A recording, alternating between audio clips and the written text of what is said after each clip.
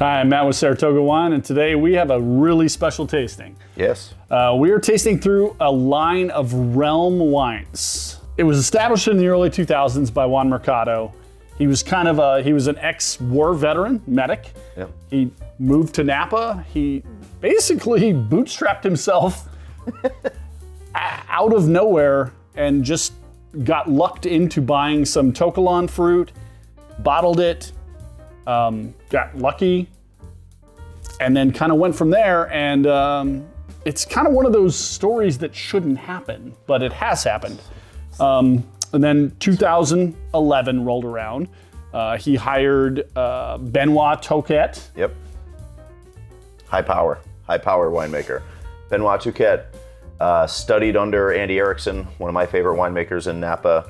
Kind of cut his teeth at Dalla Valle, Screaming Eagle, Ovid, which is up on Pritchard Hill. So, I mean, certainly some of your highest power, renowned cult wineries in Napa today.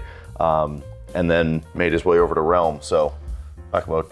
that year, he also hired Michel Rolland as his consulting winemaker. I mean, so basically he had as big of a retinue of the greatest winemaking knowledge possible. And 2011 was terrible. I mean, he basically chose the exact wrong time to hire the most expensive group of people. And it nearly bankrupted the company. It was a tough finish for sure. And then 2012 happened, and he sent all his wines to Robert Parker at The Wine Advocate, and he got 200 point scores. At the low 96, I believe. I think the low was 96. He sent like a dozen wines, and the low was 96. Basically, he hit 12 home runs. Yeah. And it was kind of off to the races from there. In 2015, he partnered with, Scott Becker was just coming from Harlan. So now we're talking about Michel Rolland, Harlan, Screaming Eagle. I mean, there's just so much history involved here. It's kind of absurd. And they've never looked back. We're gonna start with the Bard Sauv Blanc. So this is their quote-unquote entry-level Sauvignon Blanc, right? This is their Unquote. $50 to $60, $70 entry-level Sauv Blanc. So right off the rip, it's Sauvignon Blanc. It's that bright, fresh, grassy, herbal character that you get from Sauvignon Blanc, but it does have that kind of tropical fruit that I see in Napa Sauvignon Blanc. Yeah, it definitely has a little bit of mango. Mm-hmm. You know what it doesn't? It's not... It's pretty restrained for Napa. Like, it's not over the top. It's almost like candied. Yeah, it's almost slightly round. Oof, that's a good start. All right, now we're going to the Fidelio, which they claim it's mostly Sauv Blanc. They don't give many details past that. So we're gonna call this Sauv Blanc adjacent. This is $125 retail. SRP. Cleaner. But you can... It seems more crisp. You definitely get some of the same character, right? Like, absolutely. Like the Sauv Blanc grapes are... It feels like they're coming from the same place. Yeah, I mean, bright, fresh, aromatic. So this was a 2022. This is a 2023.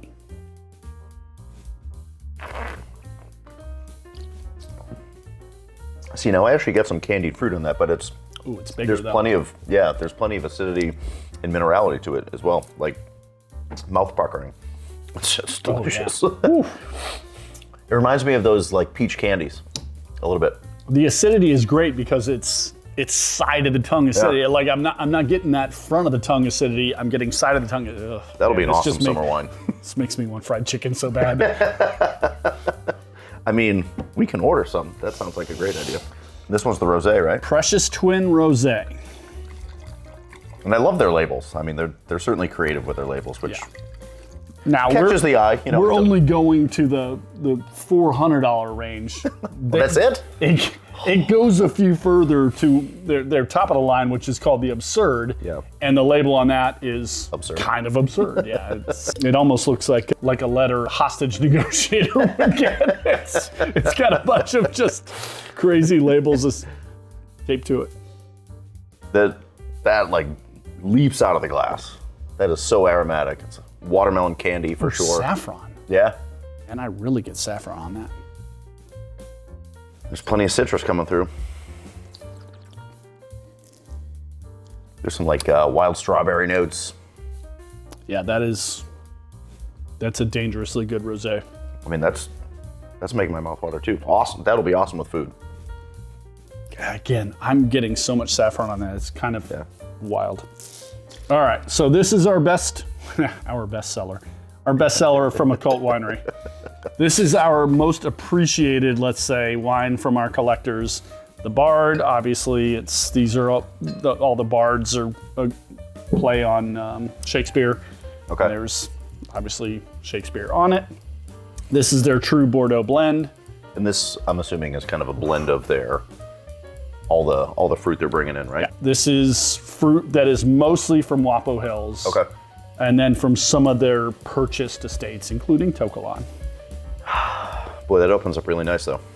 It is unmistakable, like bench floor Napa Valley. Yeah, it's ripe and rich, but there's some great complexities coming out of there. It's rich. It's got that mint. It's got eucalyptus. Good call. I love it.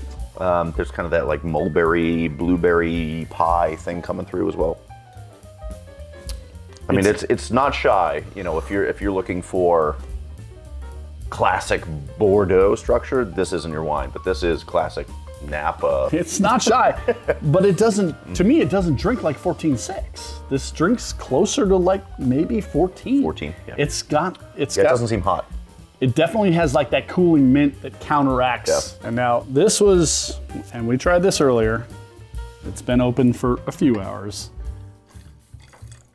While this isn't their top end, this is close to their top end. It is, it's in essence 100% cab. Right. It's purely from their estate, Moonracer.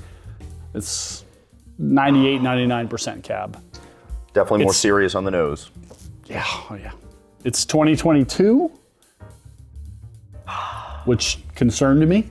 I mean, 2022 is a tough vintage. like one of those vintages that you worry about. But there's definitely some gems that are coming out of the 22s, and I would say this is one of them for sure. Man, it has that. You would There's almost herbal quality. You would almost think there's like a 10% Cab Franc in there, right? Yeah. But I think that's that. It's the eucalyptus that's tricking me into thinking that it's green peppercorns. It's fascinating on the nose. It really is. So it's creamy. It's got a great mouthfeel. It's gigantic.